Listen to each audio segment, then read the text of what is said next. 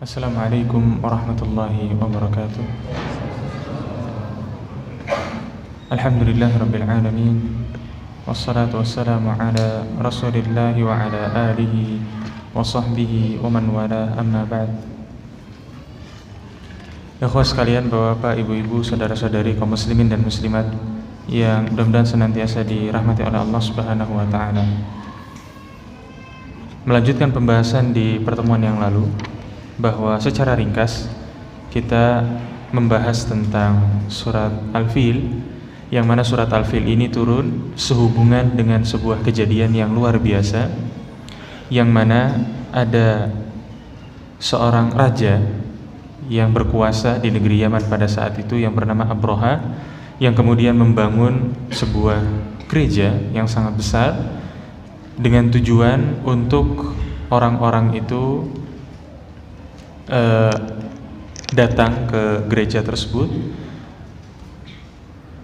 dan kemudian tidak hanya datang ke Ka'bah yang ada di Mekah. Kenyataannya setelah dibangun seperti itu, ternyata orang-orang gak ada yang memperdulikan gereja yang dibuat oleh Abraha. Maka Abraha kemudian menjelek-jelekkan Ka'bah, menghina Ka'bah. Lalu kemudian ada salah satu dari orang Arab yang ada pada saat itu membakar gereja yang dibuat oleh Abraha ini.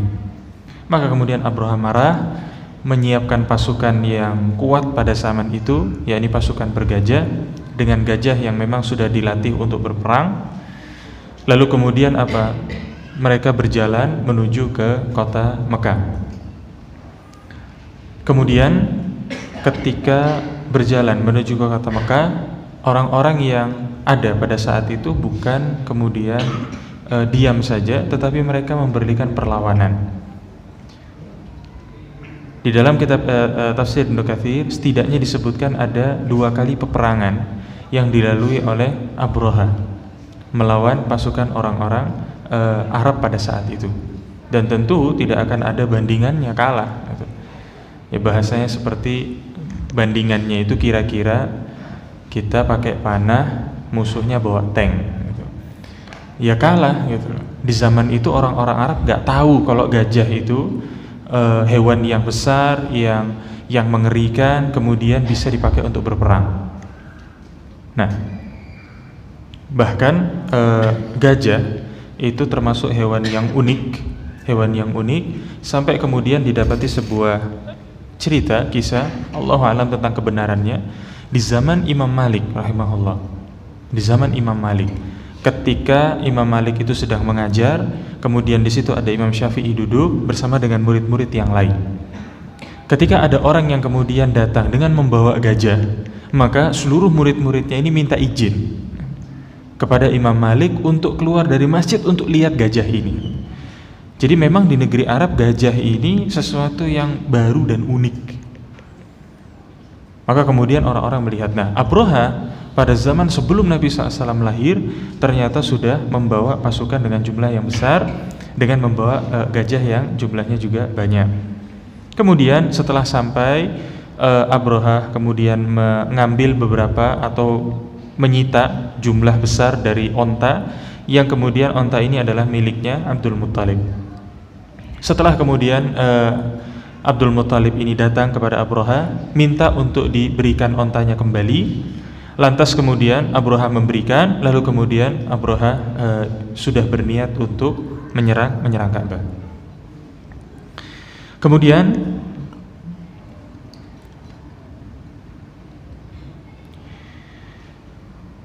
Abdul Muttalib yang sudah mendengar bahwa Abraha akan menyerang Ka'bah, menyampaikan kepada orang-orang kafir Quraisy untuk kita menghindar, pergi ke gunung. Kenapa? Karena Ka'bah ini adalah miliknya Allah. Pasti Allah Subhanahu wa taala akan menjaga. Maka mereka khawatir, pertama khawatir dengan Abraha, khawatir juga dengan hukuman yang Allah Subhanahu wa taala akan turunkan.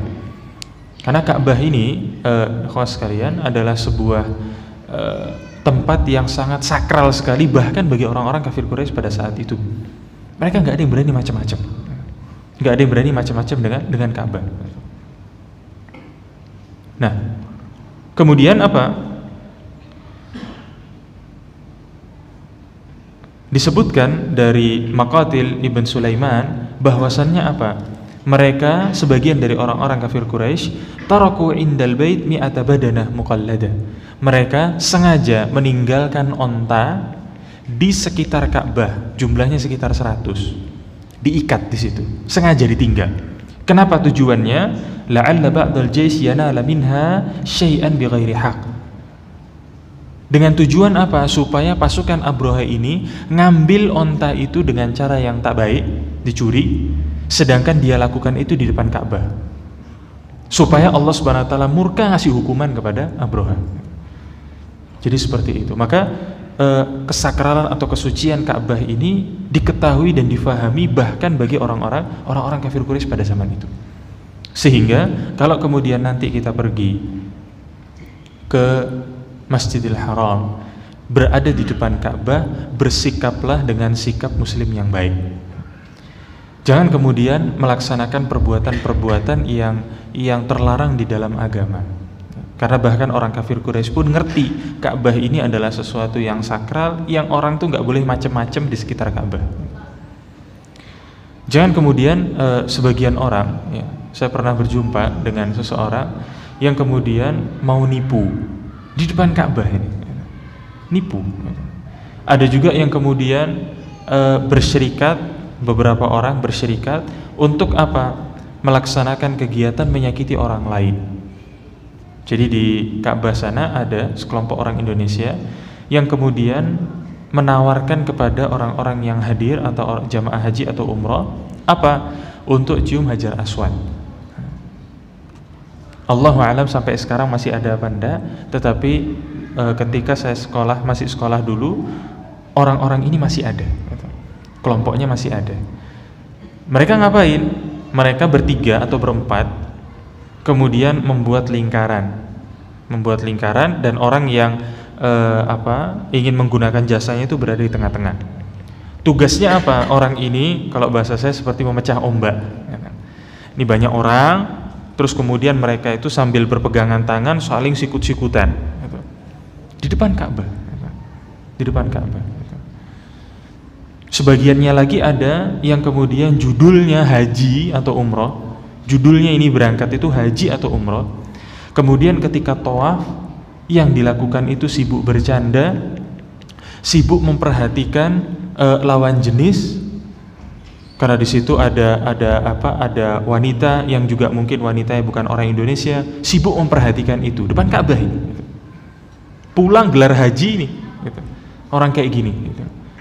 Di depan Ka'bah itu dengan kawannya cekikian bercanda, ketawa-ketawa, sambil nunjuk itu tuh coba lihat, itu coba lihat ini, itu coba lihat itu, gitu. Subhanallah. Gitu. Maka hendaknya yang seperti ini dihindari. Gitu. Nah. Kemudian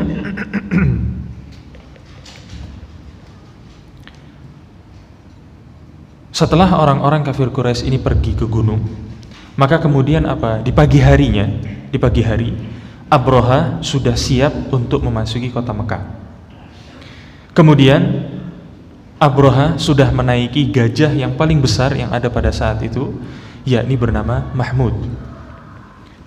Ketika sudah sampai atau sudah hampir masuk ke dalam kota Mekah, maka pasukan bergajah ini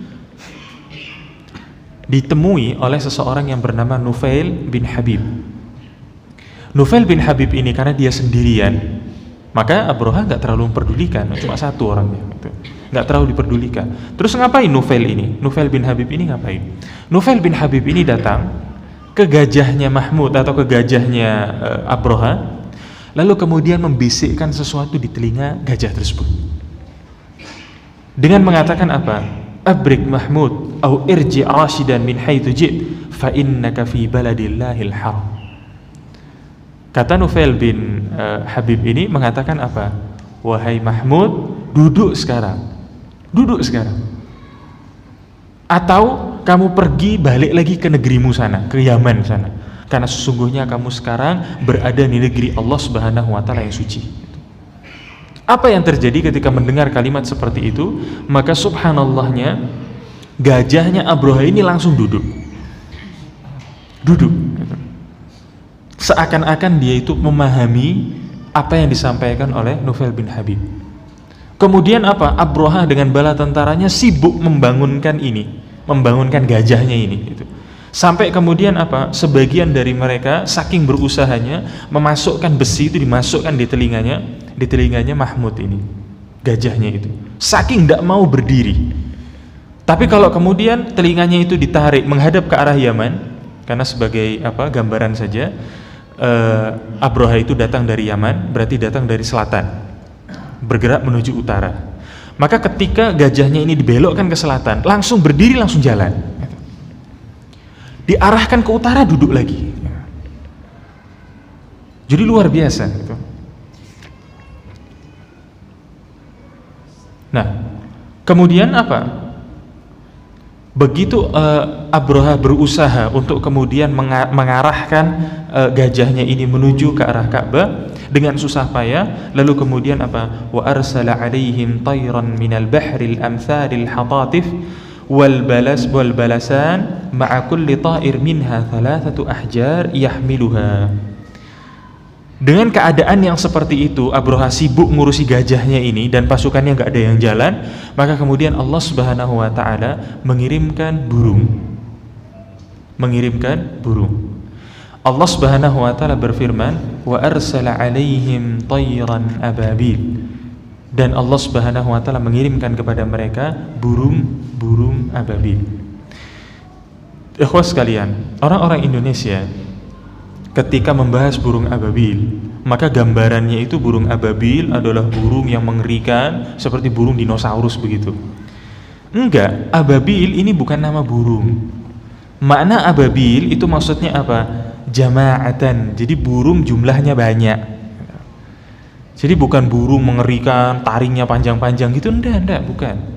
Burungnya itu kalau menurut Imam Ibnu Katsir, burungnya malah lebih mirip seperti burung merpati atau burung, kalau yang kita sebut itu burung pipit itu, yang warna coklat itu. Jadi burungnya relatif kecil, cuma jumlahnya banyak gitu. Jumlahnya banyak. Setiap burung membawa 3 buah batu. Satu di mulutnya dan dua di kakinya. Kemudian apa? Batu tersebut bahkan disifatkan di sini apa? Amsalul hamas wal adas. Batunya itu saking kecilnya mirip seperti apa? Adas. Adas itu kayak kacang kedelai. Jadi batunya kecil. Jadi makanya nggak mungkin kemudian burungnya itu besar mengerikan gitu, enggak. Burungnya kecil gitu. Membawa batu yang juga kecil gitu. Nah, kemudian ketika saya masih ingat ketika membaca kisah ini, waktu saya SMP dulu, saya masih ingat ada tulisan yang ditulis di koran waktu itu, ditulis oleh salah satu dosen di universitas tertentu, kemudian membahas tentang masalah surat Al-Fil. Dia mengatakan, dia membuat sebuah teori bahwa sebetulnya yang disebut dengan burung ababil ini bukan burung biasa, tetapi apa? Burung-burung ini adalah pasukan pesawat tempur yang kemudian masuk dimensi waktu kembali ke masa lalu. Jadi aneh gitu ya. Jadi kembali ke masa lalu, kemudian mereka melihat, wah ada gajah mau menyerang Ka'bah, kemudian dikasihkan roket gitu. Jadi seperti itu. Itu enggak betul ya. Enggak ada satupun ulama yang berkata seperti itu. Nah, lalu kemudian apa? Burung-burung ini melepas batu-batu yang ada.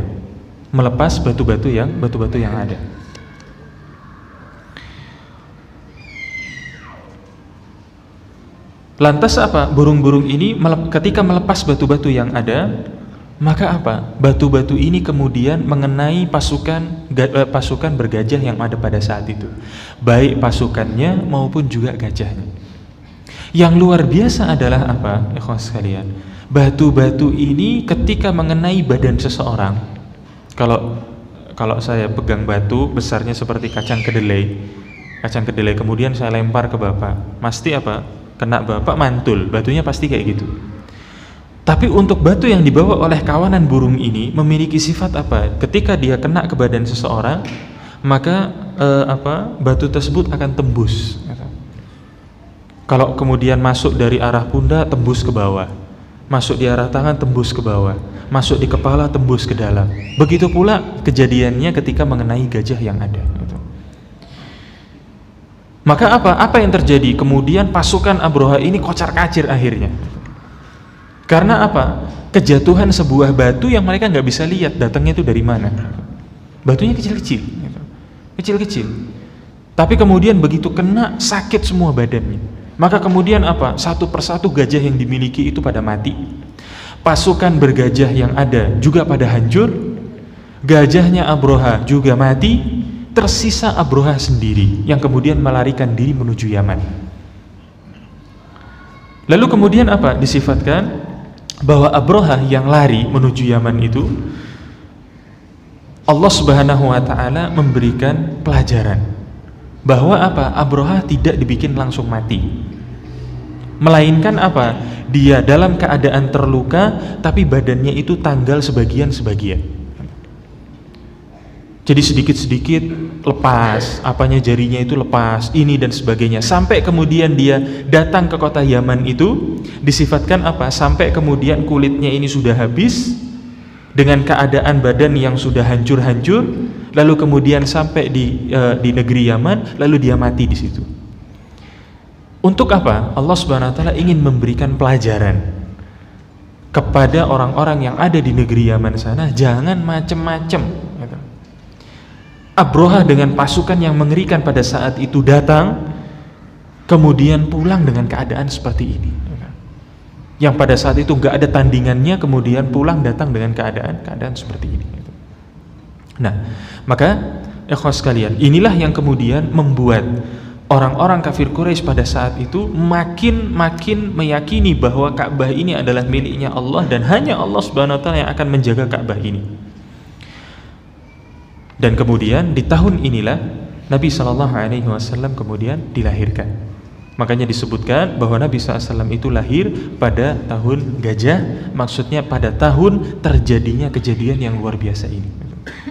Saking kemudian orang-orang kafir Quraisy itu memiliki ketakutan yang luar biasa kepada Ka'bah ini.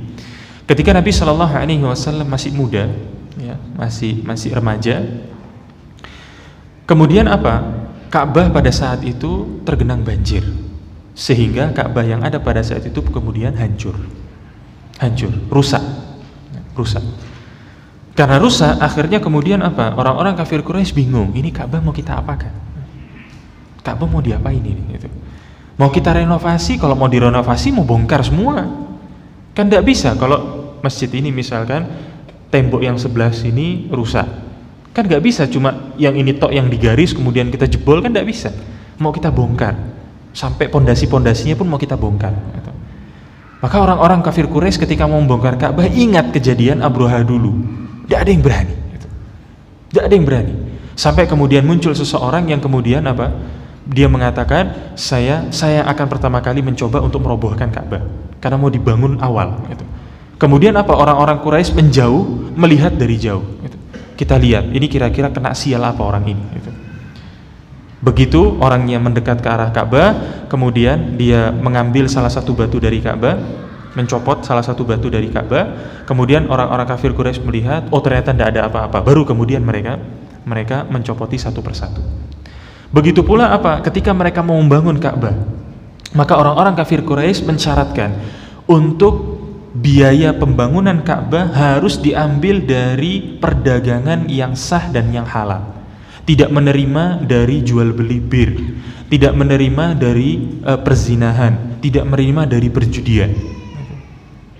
Sehingga apa yang terjadi pada saat itu? Biaya pembangunan Ka'bah kurang.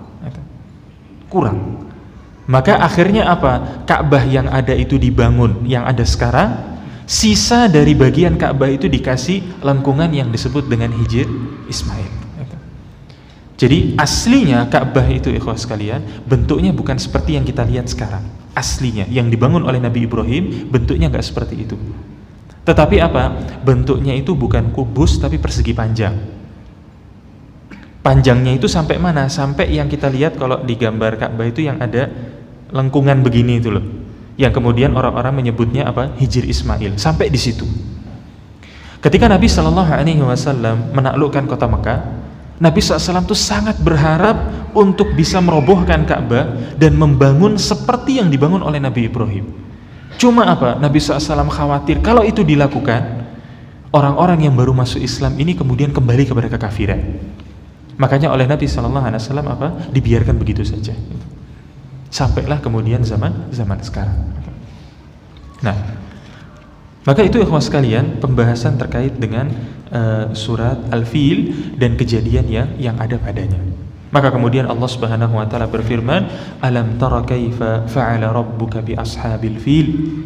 Alam yaj'al kaydahum fi tadlil wa arsala 'alaihim tayran ababil tarmihim bihijaratin min sijil faj'alahum ka'asfin ma'kul."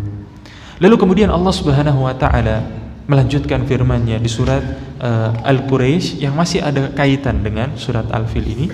Kata Allah Subhanahu wa taala, "Li'ilafi Quraisy ilafihim rihlatash shita'i was-sayf falyabudu rabb hadzal bait alladzi at'amahum min ju' wa amanahum min khauf." Imam Ibnu Katsir di sini rahimahullah mengatakan bahwa apa? Hadhihi surah mafsulah 'anil lati qablaha fil mushafil imam. Katabu bainahuma sitr bismillahirrahmanirrahim wa in kanat muta'alliqa bima qablaha. Menurut Imam Ibnu Katsir bahwa surat ini dipisah tetapi memiliki kaitan dengan surat yang sebelumnya. Jadi tidak digabung. Kenapa? Karena li'annal ma'na indahuma habasna an Makkatal fil wa ahlakna ahlah li'ilafi Quraisy ay li'itlafihim wa ijtima'ihim fi baladihim aminin. Jadi makna dari li'ilafi Quraisy apa? Li'itlafihim wa ijtima'ihim fi baladihim aminin. Wakil al-murad bidzalika ma kanu bi'alfunahu minar rihlah fi syita'i ila al-Yaman wa fi sayf ila Syam. Bahwa apa? Li'ilafi Quraisy maknanya adalah apa? Kebiasaan yang dimiliki oleh orang-orang kafir Quraisy, yang mana apa? Mereka itu melaksanakan perjalanan dagang. Jadi pada saat itu mayoritas mata pencaharian yang dimiliki oleh orang-orang Arab pada saat itu adalah berdagang. Sebagiannya mereka ada yang bertani atau berkebun, tapi mayoritasnya adalah berdagang. Perdagangan yang mereka lakukan punya kebiasaan apa? Pada saat musim dingin, maka mereka akan pergi ke negeri Yaman. Kemudian wa fis sayfi ila Syam. Kemudian apa? Kalau perdagangannya itu berada pada musim panas, maka mereka melaksanakan perjalanannya itu ke negeri Syam, jadi ke arah utara. Kalau musim dingin pergi ke arah selatan. Thumma yarji'una ila baladihim aminina fi asfarihim li'azamatihim 'indan nas wa likaunihim sukkanu haramillah. Kenapa kok kemudian apa istimewanya orang kafir Quraisy yang pergi ke ke negeri Yaman, pergi ke Syam ketika berdagang? Kenapa? Mereka bisa pergi berdagang dan kembali ke negeri mereka, ke kota Mekah dalam keadaan aman. Kenapa? Gak ada orang yang berani macam-macam dengan orang-orang kafir Quraisy. Orang-orang Quraisy pada saat itu, orang-orang Quraisy pada saat itu. Kenapa? Karena orang-orang Syam dan orang-orang Yaman tahu mereka adalah penduduk dari sebuah tempat yang suci, yakni negeri haram. Maka nggak ada yang berani macam-macam. Apalagi setelah mereka mendengar kisah Abroha ini, makin nggak ada yang berani dengan orang-orang Quraisy pada saat itu. Sehingga ketika mereka pergi menuju negeri Syam, aman, pulangnya aman. Negeri Yaman aman, pulangnya aman. Nggak ada yang berani membegal pada saat itu, karena mereka khawatir apa? Takut kualat seperti yang terjadi kisahnya Abroha dulu. Nah, bahkan apa? Man suwifa ilaihim wasara ma'ahum amina bihim. Bahkan apa? Sebagian orang yang bukan penduduk kota Mekah, ketika melihat orang-orang Mekah berjalan melaksanakan perdagangan, mereka ikut nimbrung di situ. Saking amannya dan saking gak ada yang berani macam-macam dengan orang-orang Quraisy pada saat itu. Hada haluhum fi asfarihim wa rihlatihim fi syita'ihim wa sayfihim. Inilah keadaan mereka ketika mereka melaksanakan perjalanan dagang pada saat musim panas dan musim dingin. Makanya Allah Subhanahu wa taala berfirman, li'ila fi Quraisy ila fihim rihlatash syita'i was-sayf. Maka apa? Dengan segala kelebihan yang Allah Subhanahu wa taala berikan kepada orang-orang Quraisy dan kejadian yang luar biasa yang Allah Subhanahu wa taala tunjukkan kepada orang-orang Quraisy, maka Allah Subhanahu wa taala berpesan apa? Falyabudu rabb hadzal bait. Maknanya apa? Falyuwahiduhu bil ibadah. Kata Imam Ibnu Katsir bahwa kalimat falyabudu, sembahlah kalian, sembahlah rabb hadzal bait, pemilik dari bait ini, maksudnya rumah Allah ini, Ka'bah ini. Maknanya adalah apa? Hendaknya kalian orang-orang Quraisy mentauhidkan Allah dalam ibadah. Maknanya apa? Hanya mempersembahkan ibadah ini kepada Allah saja, nggak usah ke patung-patung yang lain. Berikan hanya kepada Allah Subhanahu wa taala saja. Kama ja'ala lahum haraman aminan wa baitan muhrima, bahwa sebagaimana Allah Subhanahu wa taala jadikan keamanan kepada mereka dan juga negeri yang aman kepada mereka.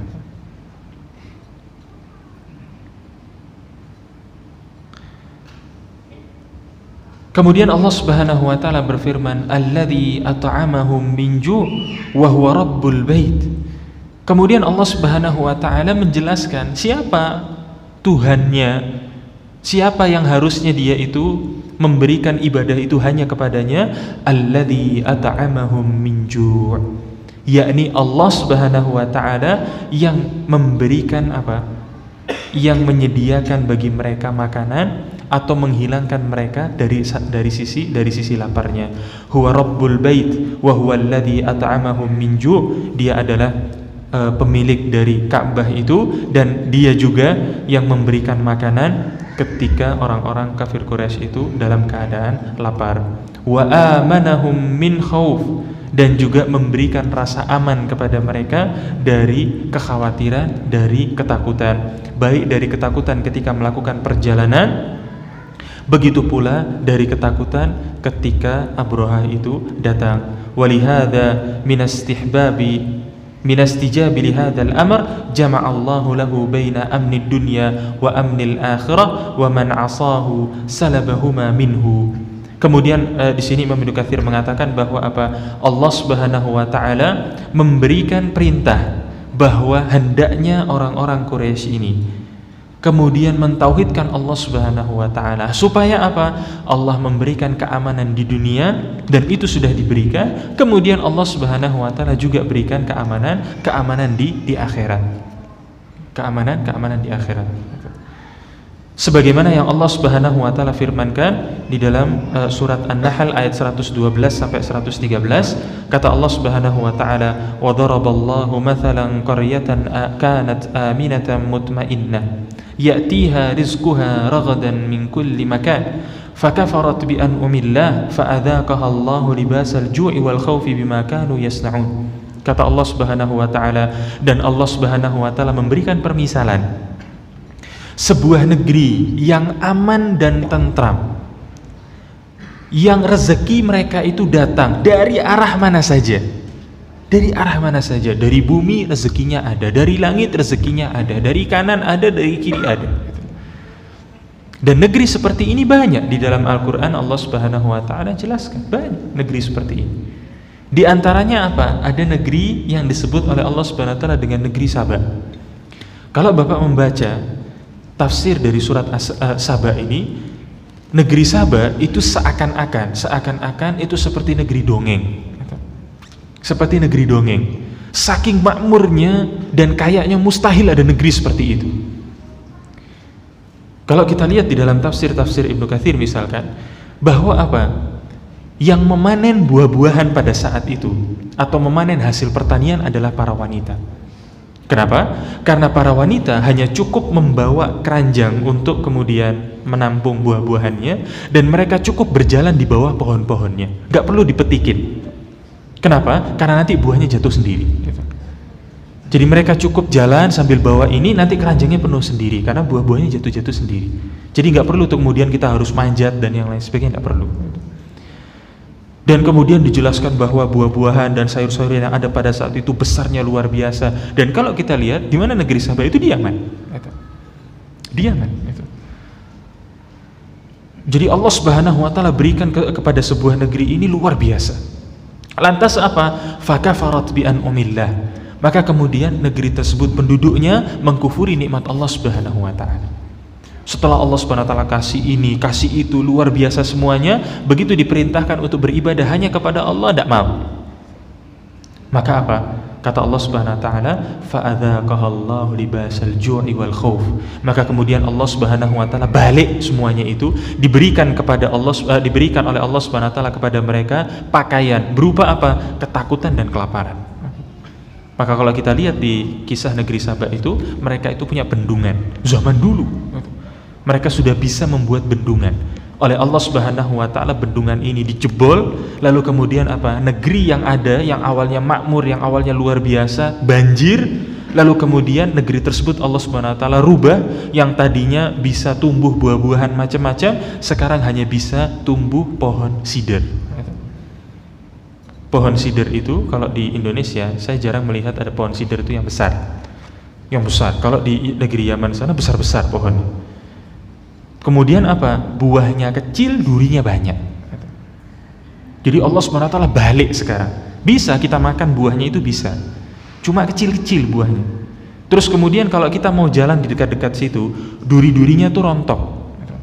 Makanya orang-orang Yaman itu kalau pakai sandal, sandalnya itu keras-keras. Bukan sandal karet kayak kita itu, bukan. Karena apa? Kalau pakai sandal karet masuk durinya itu nancap. Jadi Allah Subhanahu wa taala ganti, Allah Subhanahu wa taala balik. Negeri yang awalnya makmur ya, lalu kemudian Allah Subhanahu wa taala balik. Maka Allah Subhanahu wa taala berfirman di ayat yang berikutnya, walaqad ja'ahum rasulun minhum fakadzabuhu fa'akhadhahumul 'adzabu wa hum zalimun. Padahal apa? Telah datang kepada mereka rasul dari golongan mereka sendiri. Fakadzabuh, kemudian mereka dustakan rasul tersebut. Persis seperti yang dimiliki oleh orang-orang kafir Quraisy pada saat itu. Mereka aman, tentram, damai, mau pergi kemana aja, ahlan wa sahlan. Tetapi apa? Begitu diutus rasul dari golongan mereka sendiri. Bukan orang pendatang, dari golongan mereka sendiri. Maka kemudian apa? Mayoritas dari mereka mendustakan Allah, mendustakan Rasulnya. Maka kemudian apa? Mereka pun orang-orang yang negerinya aman tersebut mendapatkan azab, dan juga mereka dikategorikan sebagai orang-orang yang zalim. Nah, maka surat ini, surat Al-Fil ini atau surat Al-Quraisy ini juga kemudian Nabi Shallallahu Alaihi Wasallam sampaikan kepada orang-orang kafir Quraisy dengan sabdanya. Nabi Shallallahu Alaihi Wasallam bersabda, li'ila fi Quraisy ila fihim rihlata syita'i was-saif waihakum ya ma'syara Quraisy u'budu rabb hadzal bait alladzi at'amakum min ju' wa amanakum min khauf. Kata Nabi sallallahu alaihi wasallam, li'ila fi Quraisy ila fihim rihlata syita'i was-saif waihakum ya ma'syara Quraisy. Kalimat waihak ini makna adalah seperti ungkapan mencela perbuatan orang-orang yang berbuat kesalahan. Jadi waihakum ya ma'syaral Quraisy gitu. Kenapa kalian ini? Celaka kalian wahai orang-orang kafir Quraisy. U'budu rabb hadzal bait. Sembahlah Tuhan atau pemilik Ka'bah ini yang memberikan makan dan menghilangkan rasa lapar kalian dan memberikan keamanan dari rasa ketakutan kalian. Maka itu ikhwan sekalian ya, tafsir dari surat Al-Quraisy dan juga tafsir dari surat Al-Fil. Dan insyaallah di pertemuan yang akan datang kita akan masuk di dalam pembahasan surat Al-Asr dan juga surat Al-Humazah insyaallah. Sampai di sini ikhwan sekalian, kalau ada hal yang ingin ditanyakan atau ada hal yang ingin diskusikan terkait dengan pembahasan tadi atau di luar dari materi tadi, dipersilakan. Silakan kalau ada.